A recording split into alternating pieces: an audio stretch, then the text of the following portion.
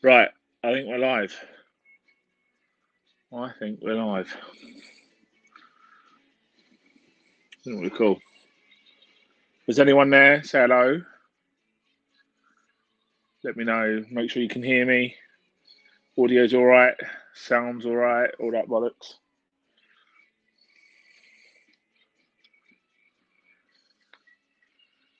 You can see me okay and all that stuff.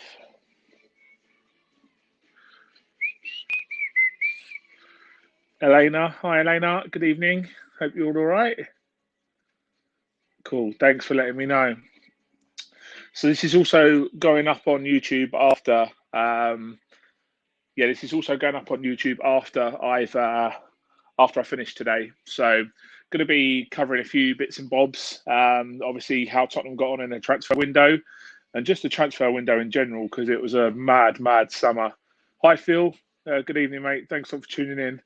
I think it's been about a month or so since I last did one of these. So if you've got any questions, please obviously type them in the comments. Let me know if you've got any questions. But a few bits that I want to go through first. And then, we'll just take it from there. Take it easy. Got the Rolling Stones on in the background. So, just enjoy the evening, really, and chill out and, listen to me talk about football. So, the first thing I wanted to talk about was Tottenham, really.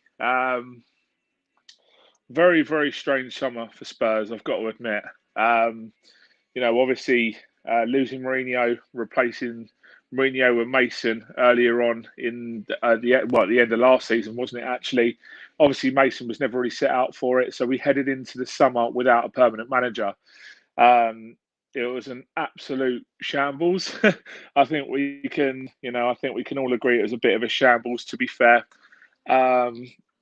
But obviously, in regards to a manager, they did opt for Nuno Espirito Santo in the end. Now, I've spoke about the appointment of Nuno on this channel a couple of times before. Obviously, Nuno did a great job at Wolves, but obviously, when you look at what we were not promised, but what we were linked with earlier on in the summer, obviously, with people like Conte, Pochettino returning. Eric Ten Hag at Ajax, people like that, and to end up with, I'm just going to turn this down. Okay, Google, turn the volume down. A bit too loud. It's better. So to end up with, Nuno Espirito Santo, a little bit underwhelming, but obviously he's got off to an absolute flyer. We've got a question here. Transfer window rating out of 10. In regards to Spurs' transfer window, it's been a very, very interesting one. You need to look into it a little bit more than what people have been on Twitter. I personally would give it a 7.5 or an 8 out of 10. I've written down actually. Did a couple of sums earlier on today regarding who Spurs have actually lost in this window and the wages that we've saved. So, I mean, just by looking at Bale, Alderweireld, Lamela, Sissoko, Aurier, and Rose, they're the 6 or 7 highest profile players that we lost this summer. Bale 31, Alderweireld 32, Lamela 29, Sissoko 32, Aurier 28, Danny Rose 30. Collectively, £822,000 a week, which is £39 million a year off of the. 39 million quid a year off of a wage budget is massive for Spurs. So, it's difficult when Eric Lamela, it's difficult when Fabio Paratici, the director of football, come in and kind of, I think a lot of expectation was put on Paratici. He didn't have an impossible job, but that squad had a lot of deadwood, and I think he got rid of a lot of it this summer. Obviously freeing up that wage budget so we could afford to give players like Humans on 200 grand a week on a new 5-year deal is absolutely massive. And I think that he's done a really, really good job. I mean, even with the Aurier, rescinding his contract or tearing up his contract, as it were, I think that was the best. It was the best thing for all parties involved, to be honest, because you needed someone fresh to come into that club and have a look at the players that have been there for a very long time. It had got stale, obviously, but prime example of that is Toby Alderweireld, 32 years old. He was there for a really, really long time, and and he did need moving on. He was part of the Champions League final loss, and there was a culture of the older players there who had experienced a lot of disappointment. We needed to move them on at the end of the day, and I think that Paratici's done a really good job in doing that. Phil's put something here which I was going to talk about. Did we need another centre back? You know what? When I was heading into the final week of the transfer window, we only signed Christian Romero. Obviously, he's very highly rated centre half. You have a look at Dyer and Sanchez. I was sort of thinking, my God, if we go into the season with just them three at centre half, we're going to be in real trouble. Especially as Nuno likes to play free centre halves most of the time as well and stuff like that. I did wonder how it would all glue together, but Dyer and Sanchez have been amazing for the first couple of games. I mean, 3 games they've played together as a defensive partnership at the back, 3 clean sheets and 3 wins. So, you really can't, you really can't complain with that sort of thing.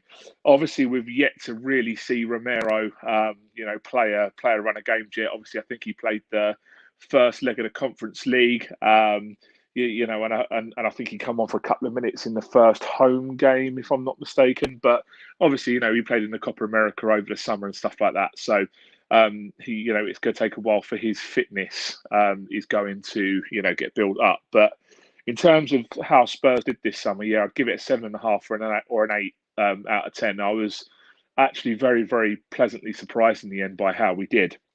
Obviously, yeah, I've written down here who we bought in. Christian Romero, Brian Hill, Pape Sarr, who's the 18-year-old who plays for Metz, who's gone back out on loan. And the one that kind of come out of nowhere in the last couple of days was Emerson Royale, or Royal, or whatever his name is. Obviously, the £24.5 million signing from Barcelona. They only signed it. Well, they recalled him from his loan at Betis, and then made his signing at Barcelona permanent. Put a €300 million release clause in his contract, unveiled him at the Nou Camp, and then sold him to us for €30 million a few weeks later. Very, very weird what happened there, but. Obviously Spurs have done very well to get him by all accounts. He was very impressive at Betis last season. We were in dire need of a solid right back, and obviously I think Tanganga's going to be moved into the middle of that defence now. He's been really, really impressive at right back in the first couple of games. So I think it'll be a bit harsh if he misses out on a starting berth. But then again, where is he going to play? So 7.5, 8 out of 10, I think. Yeah. So Scott sent me a question here. Do you think Spurs are dark horses for top 4 considering the start and solid transfers? You know what? That top 4 race this season is going to be so interesting because, although City didn't really make any signings, obviously they missed out on Harry Kane. They're probably going to be top 2. Chelsea went and signed probably the best target man in the world to accompany their Champions League winning squad. Liverpool have still got an excellent squad. Man United went and signed this little-known wonder kid called Cristiano Ronaldo, a 4-time Champions League winner in Rafael Varane, and Jadon Sancho is probably the best winger in the Bundesliga.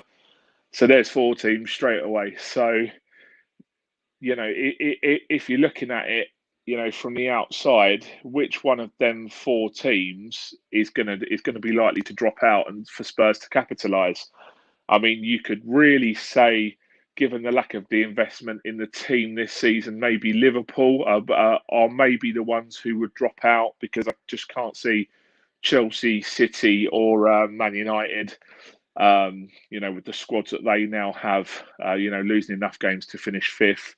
But it's going to be an almightily hard task for Nuno to get this Spurs squad in the top 4. Personally, I would be happy with a top 6 finish. Top 6, maybe a run at the FA Cup.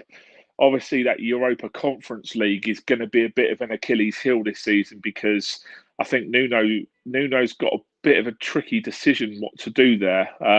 Does he go full strength and try and win it from the off? I don't think that, he's not. I think he's savvy enough to realise that, if you have a look at some of the teams that are in it, someone said that half of the teams in pot 4 are like rare diseases. They sound like rare diseases, which crack me up. But I mean, if Spurs don't get to at least a semi-final of that tournament, not even playing the first team, we should be very, very disappointed in that. So, Yeah, top four, I'm really not sure about that, but top six and a very good cup run in one of the cups, I'd be really pleased with. Um, I think that's caught up with the questions for now. Yeah, Nick. Yeah, that's cool. So yeah, I just wanted to have a little chat about, obviously what happened in the summer with Spurs. Um, Brian Hill, I think he's going to be a very, very exciting player. That left winger that we got in a sort of cash plus exchange deal for Eric Lamela from Sevilla. Every time I've seen him play so far, he's looked very, very promising. And he should give us that little bit of impetus that we needed, in that final third, because obviously we've got Mora, Bergwijn there already, but I did feel like we needed one more, one more sort of proper winger, direct, pacey winger to get at teams, especially seeing as we've only got the one striker now. I don't know if Son is sort of a striker. I would arguably call him more of a number 10 sort of wide forward who cuts in. But yeah, I'm glad that we did add to that position. The only place that I'm a little bit gutted we didn't reinforce was midfield. I thought that we could have done with an attacking midfielder, seeing as that it looks as if Tanguy and Ndombele obviously didn't get his move. He was angling for a way out. I was really disappointed that Ndombele didn't get moved on even on loan. But, there is a rumour he's on 200 grand a week, and he has done nothing to justify 200 grand a week yet. So, yeah, we're kind of stuck with him. He'll probably play in the Conference League if he can be bothered to play in the Conference League, but we've got an almighty task on our hands trying to offload Ndombele. Cut the bits here from Phil. Let's have a look at this. Arguably a more glamorous group in the Conference League than our Europa. Yeah, that's true. Actually, we got it was Rennes and Vitesse Arnhem and a team called Mura, I believe, wasn't it? So I mean, a couple of nice away days to Holland and France are in there, and not huge travel days either. It's not like Kazakhstan or East Russia or anything like that, is it? So, yeah, it's really good. Phil's also put here, I would have loved Adama Traore. Yeah, you know what? When I first saw the rumours about Adama Traore and the 40 million bid coming in, I thought he would have been great entertainment to see at Spurs. And also, when you watch him play, he might be absolutely useless actually on the ball, but just get him to run at people and he'll open up space for Sonny and Kane. He is actually incredible to watch. It's actually quite apt that my friend Scott's in this chat today because me and Scott actually saw Adama Traore play for Middlesbrough because my friend Scott's a Derby fan. We saw Middlesbrough play Derby a few years ago, and he was just incredible in the Championship. Every time he got on the ball, he'd just sprint towards players, kick the ball in front of him, and run. And defenders wouldn't know what to do with it. And I think, even if he doesn't really do much, he's just funny to watch. And after 18 months of Jose Mourinho, that would have been brilliant to watch. And I also think it would have been very effective because obviously Nuno knows how to play him and stuff like that. So yeah, it didn't quite work out. Reading between the lines and, what Jack Pitt-Brooke and I think Alistair Gold said it as well on Twitter was that there was, I think Wolves wanted 50 million. We were prepared to offer 38 million in instalments and they just wouldn't accept it. So, yeah, it's a bit of a shame, but obviously, we can't pay over the odds for someone who's going to be, can't pay over the odds for someone who's going to be inconsistent at best, really, can we? So, yeah, Adama would have been a right laugh to see at White Hart Lane. I would have loved it, to be fair. Scotty, let's have a read of this one. A few YouTubers I've seen have been raving about how Palace have had a good window and bought youth. What do you think their potential is versus what they'll actually do this season? It's a really interesting question actually about Palace because one of the things I've actually got wrote down is that I think they've had an absolutely brilliant summer. Obviously, they went and signed. I think it was Odsonne Edouard from Celtic yesterday. They confirmed him, the French striker who banged a silly amount of goals in Scotland for them. Who else did they sign? They signed Mark Guehi, didn't they, from Chelsea? Joachim Andersen from Fulham, the Danish centre back. Will Hughes from Watford as well. There was one other, wasn't there? Oh yeah, Michael Elise as well from Reading, who's a very interesting player from the Championship, who tore up Championship as well. It was kind of the perfect summer for Crystal Palace to go out and do that transfer spree. I think. I think in the end they spent about 70 or 80 million, which is a lot of money for a club that don't generate a lot of money. I think that one of the guys who covers all the London clubs in the Athletics said that they generate one of the lowest revenues in the Premier League for a team. So for them to go out and spend this amount of money is a very, very big commitment, and they've backed Patrick Vieira to the hilt. Whether I think they will do enough to avoid relegation, I'm really not sure. I think that before the transfer window, they were almost certain to go down because they'd lost a lot of their experienced players due to contracts expiring in the summer. Obviously, Hodgson retired.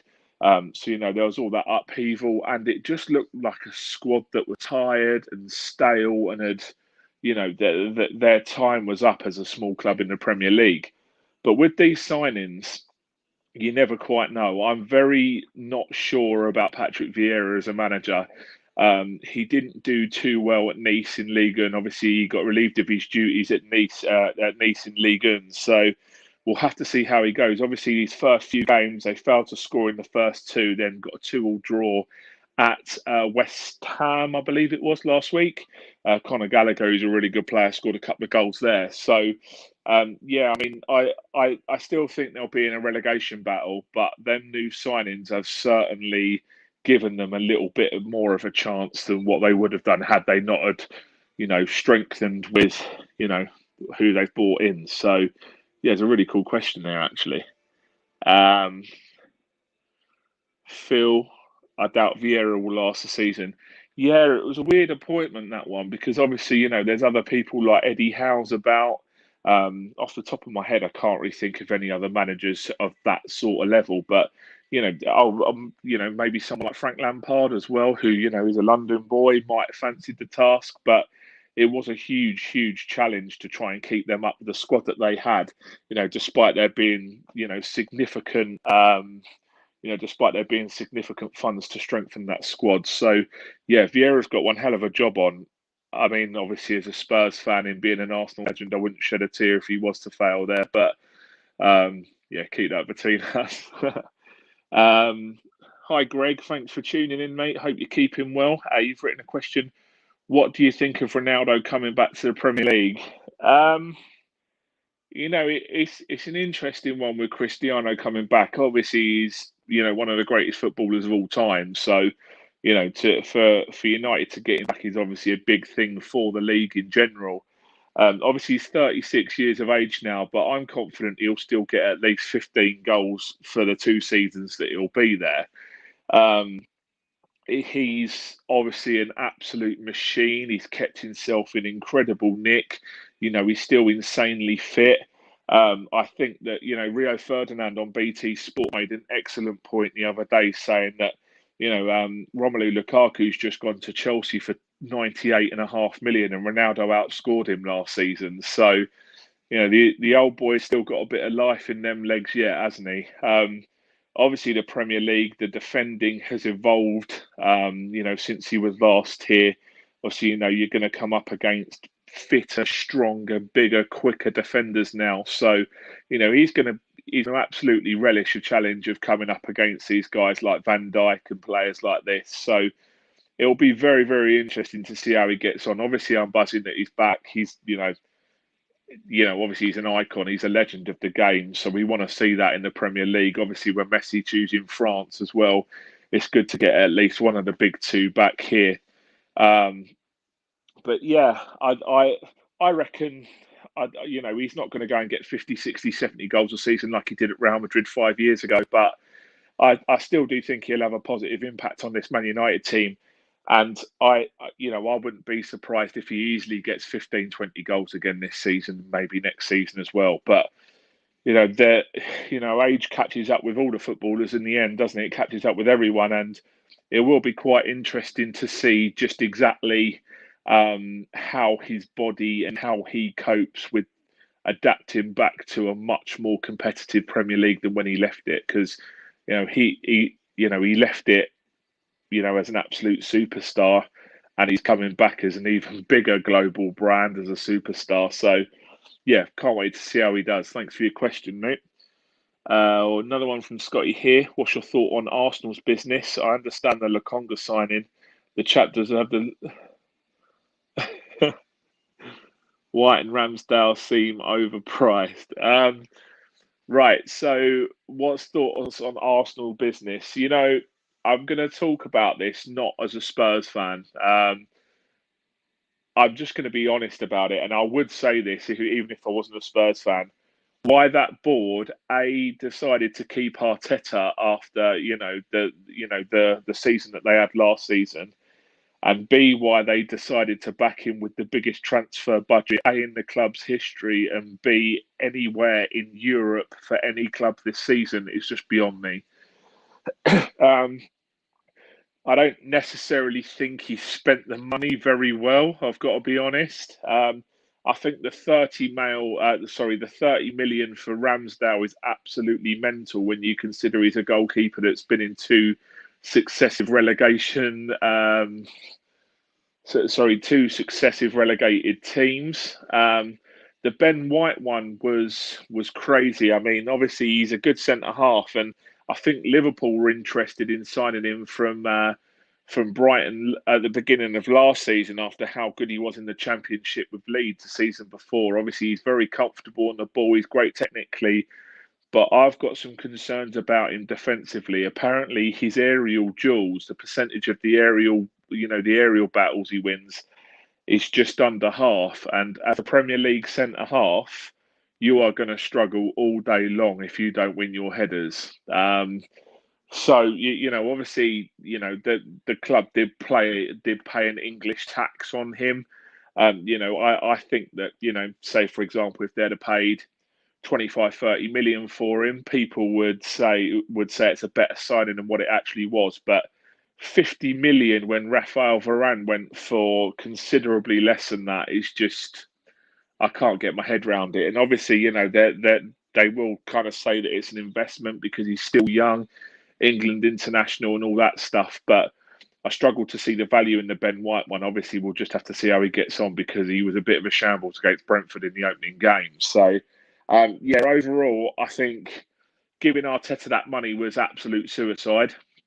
That performance against Man City at the weekend there's no words for how bad that was. It was absolutely ridiculous. It looks as if the players are starting to stop play for him 3 games into the season. On top of the players they've bought in this summer, you've still got people like Pierre-Emerick Aubameyang on 350 grand a week, who's now 31, 32 years old. It's another Mesut Ozil situation with Aubameyang, so I don't know how they're going to get their way out of that one. Obviously, they signed Tommy Yasu yesterday, completely unproven. Don't know much about him. Dropped 20 million on him. The Lokonga one, I must admit, Lokonga looked all right against, who was the home game? It was against Chelsea. He didn't look too bad there. But again, you're bringing all these guys in. What they spent 165, 170 million this summer. It's just absolutely mental. I can't quite believe that they backed Arteta that much. I mean, fair play because they must be fully invested in him. But I don't really know what to say about it. I'd be amazed if Arsenal finish anywhere near the top 6 and if Arteta's there by the end of the season because he just looks so out of his depth. I've seen a lot of Arsenal fans seem pretty convinced that they would be able to try and get Antonio Conte as manager, but let's be honest, would Antonio Conte want to go to that club at the moment? I'm really not sure where they go from there, to be honest. Thanks for that question. And one more from Scott here. Last one from me for now. How do you rate Villa's transfer business reinvesting the Grealish money? Do you see parallels with Spurs when they sold Bale? It's a really good point, actually, because obviously, the transfer fees were around the same. I think how much did you go? 400 million, wasn't it? They triggered their buyout clause with Jack Grealish, Man City. They went and signed Leon Bailey from Leverkusen, who by all accounts is a very good left winger, very very pacey. But has got off to a slow start here. Danny Ings is a fantastic signing. He's obviously guaranteed goals in the Premier League. I think the 25 million they spent on him was a very good signing. And who else they signed? It was the fella from Norwich, wasn't it? Emi Buendia for 30, I think it was like 37, 38 million.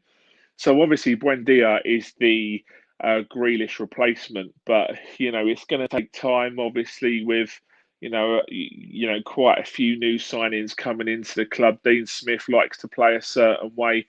Certainly be interesting to see how they get on there. But Villa usually tend to sign moderately well. I think they've got quite a good scouting network there, to be fair. And obviously, I don't think they're in any threat of relegation now. Obviously, that first year, I think they stayed up on goal difference, didn't they? Then last year, they were comfortable. So this year, they will be hoping to obviously maybe break that top 10. I think they've certainly got the squad for it, to be honest. So it'll be quite interesting to see how Villa get on. Obviously, John Terry moved on, didn't he? Not sure where he went in the end. I think he was nailed on for the Swansea job and he didn't get it. So, yeah, well, I mean, to be fair, on face value, I think they've spent that Grealish money quite well. But with Buendia, he absolutely tore up the Championship last season, or the season before last, or last. No, it was last season to get Norwich promoted. So yeah, big shoes to fill with Jack Grealish, but we'll have to see how it goes. So, cheers for your questions, Scotty. I've got one from Greg here. Well, it's more of a statement. The state of Barcelona's forward line is really depressing. Yeah, I don't know how to summarise how badly that club have been running the last couple of years. Obviously, Josep Maria Bartomeu, who was the chairman before current incumbent Juan Laporta, quite literally run that club into the ground. Who allowed him to run that club in that way is absolutely beyond me. Laporta inherited an absolute shit show of a financial state of that football club. I think, what was it, 1.38 billion euros in debt? I mean, it's just incredible amounts of money. So, obviously, I think that Laporta's done very, very well to negotiate salary cuts with the players this summer. Apparently, collectively, they've managed to shave 200 million euros a year off of the wage budget. I mean, I don't know if you follow a Twitter account called Swiss Ramble. I think the fellow that runs that is like an accountant that produces these insanely in-depth financial reports for each big club in Europe. He actually said that Barcelona, before Laporta went into the club, so the club were paying 645 million euros a year to the players. It's just unbelievable. Apparently, like every single one of the first team were on at least 200,000 euros a week. That's including all of the youth teamers. I remember Frankie de Jong went in there when when they signed him from Ajax. He was on £30,000 a week at Ajax, and as soon as they agreed a fee, they offered him 380,000 quid a week at Barcelona. It's just absolute shambles how it's run, and unfortunately, I literally think it was a case of shave the wage bill or lose the club in general. Like, genuinely, I think it has been that bad. The actual existence of the club is up for debate at the moment. But I think that, the work that they've done this summer is very much about protecting the long-term future. And, if that means that, you have to lose Lionel Messi, Luis Suarez and Antoine Griezmann in the space of 3 years, then you've got to do it. And then, I mean, like, a lot of the fans wanted players like Lautaro Martinez to come in and replace, like Griezmann yesterday and stuff like that.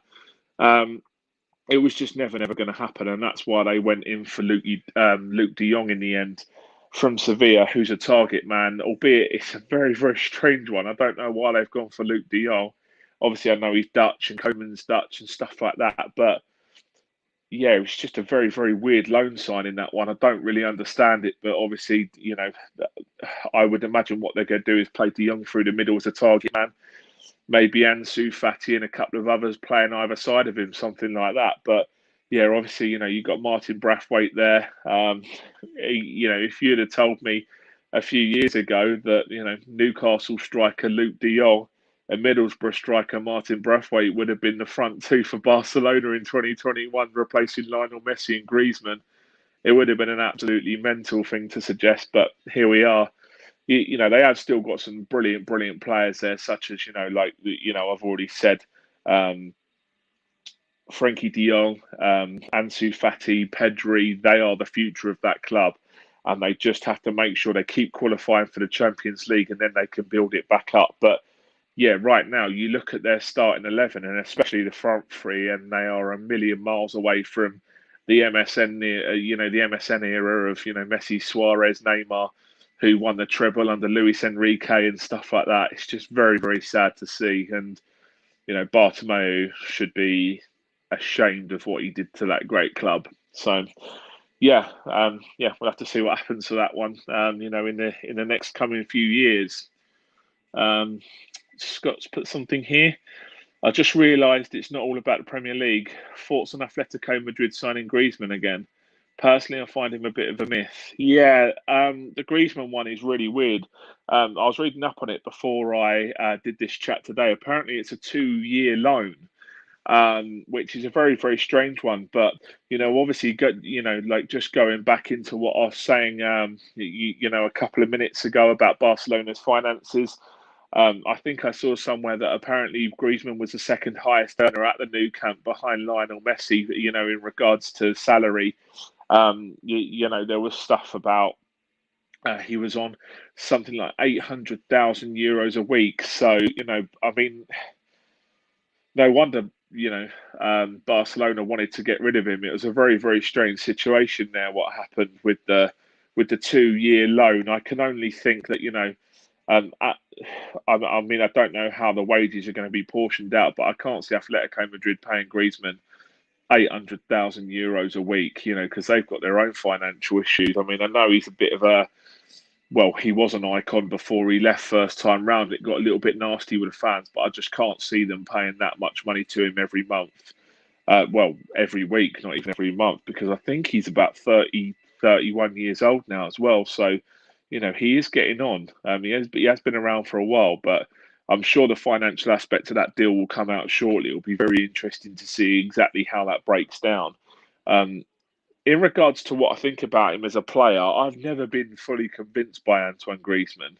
I don't really know sort of what player he is, because I wouldn't say he's an out and out striker. Obviously, he's a left footed, wide winger forward kind of player. Obviously, he's got bags and bags of goals. He played in Simeone's team for a very long time, so that says a lot about his work rate and ethic and stuff like that. But yeah, I've never been convinced by him. I know that sounds absolutely crazy. He's won the World Cup. I think he's won everything, hasn't he?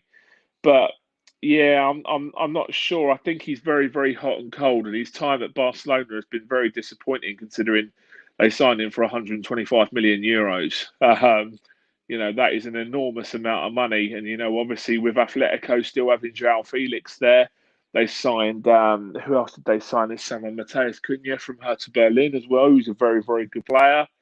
And they also signed Rodrigo de Paul as well, didn't they, from Udinese, who's an attacking midfielder as well. So Simeone's got one of the strongest squads in Europe there now. And, that they will be expected to win the Liga again, obviously with the current financial struggles around Madrid and stuff like that too. Um, obviously they're sort of like defending champions this year, really, in the Liga. So, that they've not really got rid of anyone apart from Saul, which was a bit of a weird one going out on loan. I think that he requested the move, and with Rodrigo de Paul coming in, I think that Simeone, sort of like sanctioned that one for him. But yeah, I do fancy Atletico to win that again. I just wonder where he's going to play in Simeone's system, Griezmann, because obviously, you've got Luis Suarez up front, who's 34, 35 now, so maybe he'll rotate with him. Not entirely sure, but yes, quite. I mean, I couldn't believe that yesterday. That when I saw that Barcelona let him go on a 2-year loan, it's got to be from Barca's point of view to free up the wages. and then maybe get the 40 million. I don't think it's an obligation fee either. I think that they can either turn it down or choose to do it nearer the time. So yeah, we'll see how that one goes. So we'll just catch up on some questions. I think we're up to date at the moment. One of the things that I wanted to talk about was just a little bit of a review as to who's kind of done what around Europe. I've got quite a few notes here this season. One of the leagues that I find very interesting is the Eredivisie, the Dutch league. Made a few notes here. Obviously, there's a guy at PSV who's a very, very interesting player called Noni Madueke. I've probably absolutely murdered his name there, but he chose to stay at PSV. I think it'll be a 3-horse race in Holland this season for that. For that league title. Obviously, Ajax are very, very strong. Tied down Erik ten Hag for another 3 years, I believe it is, as manager. They went and signed a very, very highly rated Danish striker called Mohamed Durami. Very, very quick, very, very good finisher. So it'd be interesting to see what goes on there. They also signed Steven Berghaus as well from Feyenoord, which is a big, big no. To do that move if you're a player, but he decided to do it. PSV look very, very strong. They made a couple of signings.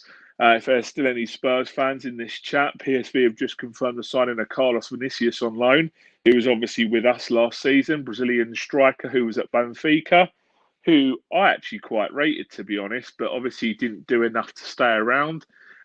So yeah, he's gone to PSV, which I actually think is a really good signing. It'll be very interesting to see how he gets on in Holland, because you look at that on the face of it, he should absolutely smash that league. So yeah, that'll be a very interesting league to watch this year. Obviously, you've got Feyenoord as well. Feyenoord are a very, very good side. They've got a really good manager, Arne Slot, his name is.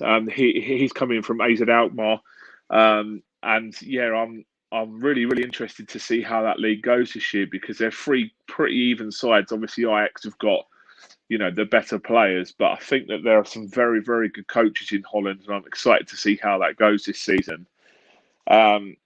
Also wanted to have a bit of a chat about the Bundesliga as well. Obviously, what happened there this summer is nothing short of a joke with Bayern Munich again. Obviously, at the end of last season, you had Hansi Flick, who left to take up the German national team job.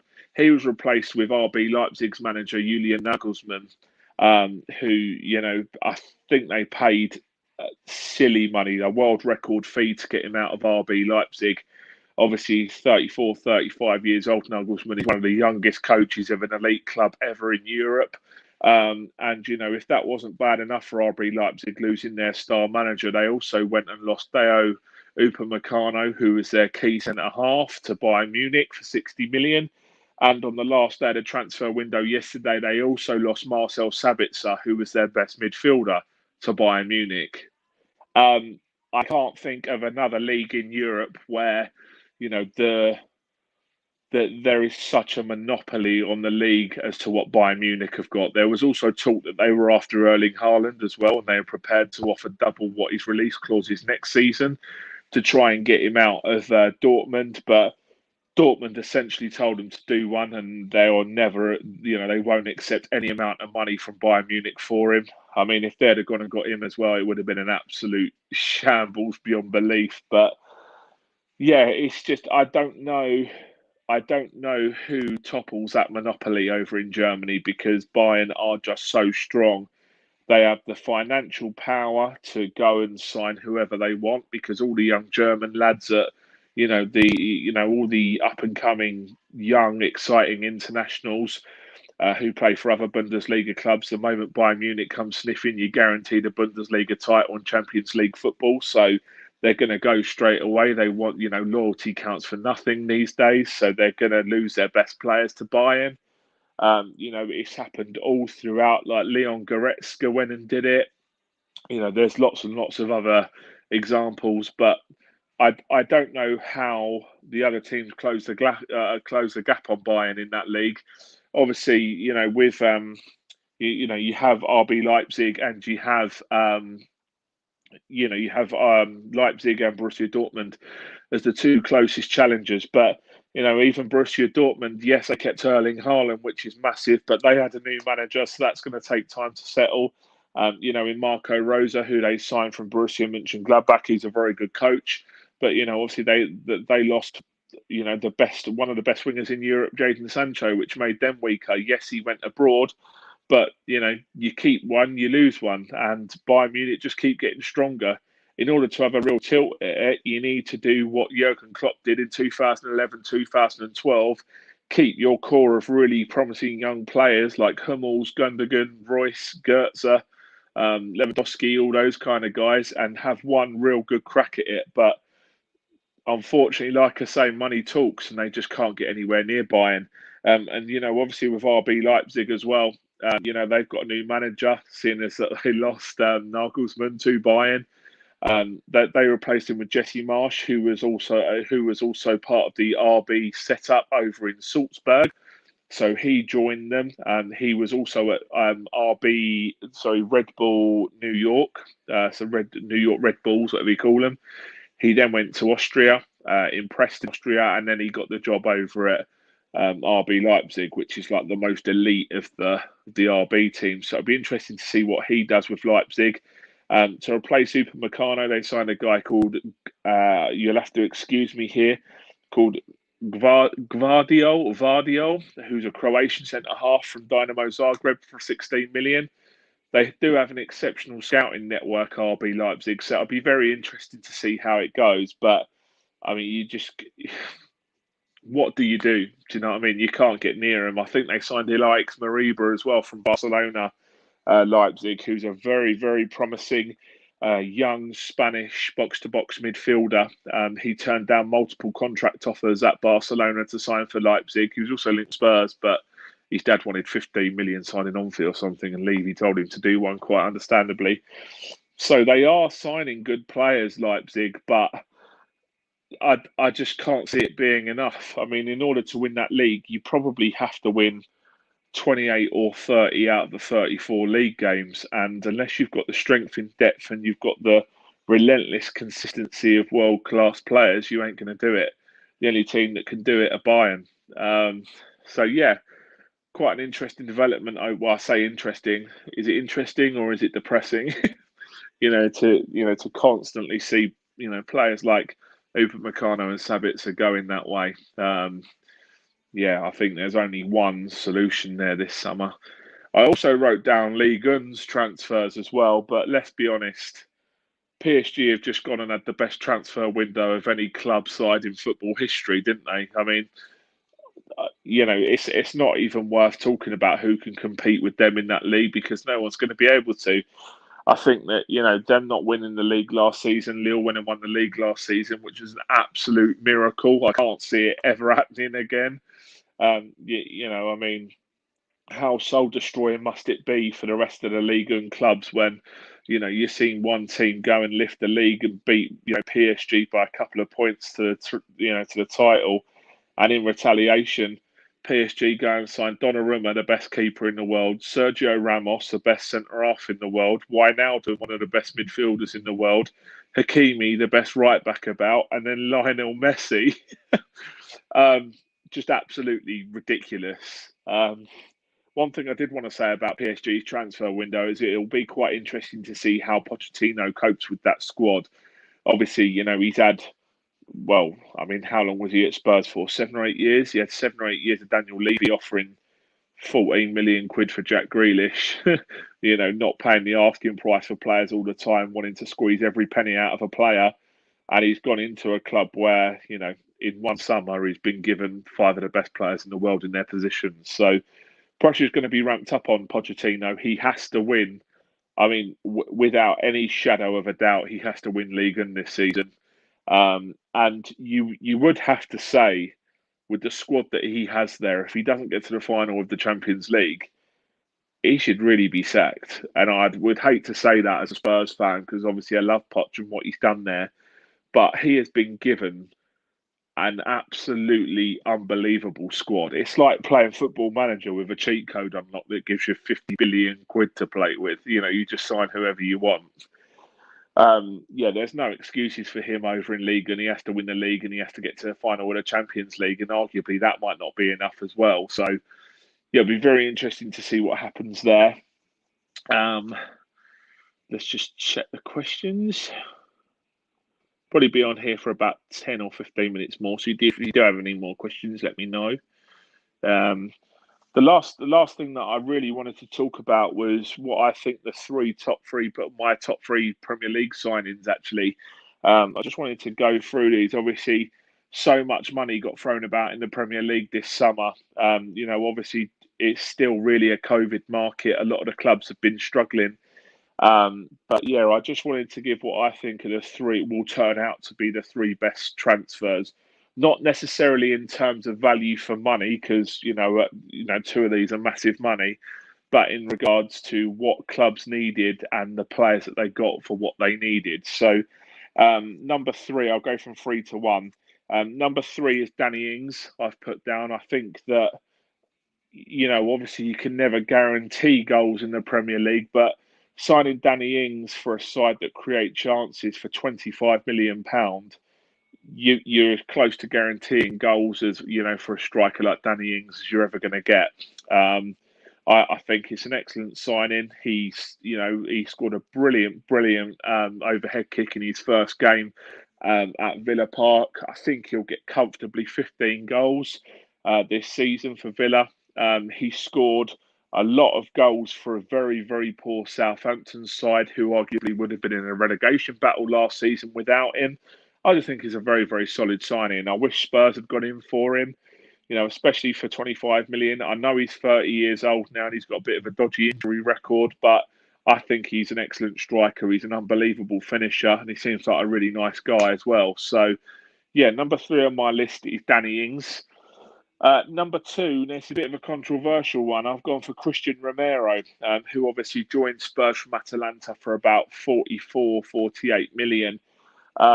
Spurs have been an absolute shambles at the back for 2 or 3 seasons now. Obviously, one of the main reasons why Jan Vertonghen and Toby Alderweireld are no longer at the club is because of how quickly they dropped off their performances.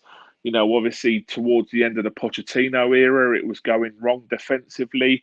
Couldn't hold on to leads, just so disorganised at the back. Obviously Eric Dyer has dropped off massively. Sanchez got the run around last season by pretty much every club in the Premier League. We were in absolutely dire need this summer of a centre half. And for Fabio Paratici, Steve Hitchen and Daniel Levy to go out and get the best defender in Italy last season is an absolute steal, I think, when you consider, Lionel Messi fell out with a Barcelona ball because Barca didn't try and sign him for Barcelona on the request of Lionel Messi. Tells you how good he is. He's still very, very young. Obviously won the Copa America with Argentina in the summer. Got voted Serie A Defender of the Season last season. And this is in Serie A, which is, got Leonardo Bonucci and Giorgio Chiellini playing there, who just won the Euros for Italy. It's a notoriously ridiculously hard league for defenders to excel in because, a lot of the football is very low block and stuff like that. And I'm absolutely buzzing that we've got him. I think he's going to be a really good addition. He was fantastic for Atalanta last season. He can play out from the back. He's South American, so he's got a bit of bite about him as well. I'm really looking forward to seeing how he does, and I think that eventually he will be. If I'm being honest, I think he'll be our long-term centre-back partner with one of Dyer or Sanchez, obviously, this season, but I think we'll get another one to go with him. But one thing is for sure, when he got that number 4 shirt for the squad numbers this season, I was very, very happy because it indicates that he's going to play every game. And for that money, he should do as well because he was a real coup, us getting him. So that was number 2. And number 1, I'd be interested to hear your thoughts about this one. I've gone for Romelu Lukaku. I am a massive, massive fan of Lukaku. I think... you talk about Danny Ings being guaranteed goals. This guy is guaranteed Premier League goals, Lukaku. He's about 6'5". He runs like Usain Bolt. He'll bully you off the ball. Just ask Pablo Mari how he got on against him away to Chelsea the other week. He's absolutely blinding, and he's gone into a side who have just won the Champions League and create chance after chance after chance. The only difference between Chelsea last season and this season is last season they had Timo Werner up front trying to put the chances away. This year, Lukaku will be their number 9 target man, and he'll get. I would not be surprised if he gets 30 league goals in the Golden Boot this season. He's guaranteed goals in this league. I think it's an incredible signing.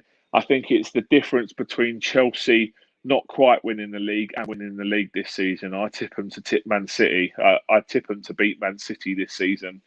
I just think it's an amazing signing. He knows the league. He's built for this league, and I think that he'll absolutely rip it up. I know they paid £97.5 million for him, but if you've got the money, why don't you go out and get the best? Yeah, I just thought it was very, very impressive of Thomas Tuchel to go out and get someone like that. I think they were linked with Erling Haaland and a couple of others as well, but you know, with Haaland not going anywhere, your second best option is Romelu Lukaku, and they went and got him. Straight off the back of leading the line for a title-winning Inter Milan side who hadn't won it for 10 years. He's going to be absolutely brilliant to watch this season, and the fact he scored his first goal of the season away to Arsenal makes it even better, and that's why he's top of my list. So yeah, my top 3 Premier League signings: number 3, Danny Ings; number 2, Christian Romero; and number 1, Romelu Lukaku. Let me know what your thoughts are about your, maybe top 3 Premier League signings this summer. I'll be interested to see what people think of my list. Do you think that Lukaku will smash it or not? Obviously, let me know. And yeah, I think that's it for this stream. I've just got one more question from Scott here. You know what time it is? Final question. Would I rather have Mbappe at Spurs or a world full of bees? Absolute no-brainer, mate. World full of bees. Without the bees, you wouldn't have Mbappe because everyone would just die. So, yeah, thanks a lot for tuning in, guys. It's been an absolute pleasure tonight. I hope you've enjoyed the stream. Obviously, follow me on my social media. If you've not seen, if you don't follow me already, my Twitter is at JordanPomeroy00. Subscribe to the channel. And if you want me to answer any more questions next time, put them in the comments and stuff like that. And yeah, enjoy the international break. I'll see you later. Take care. Thanks a lot, guys. Bye.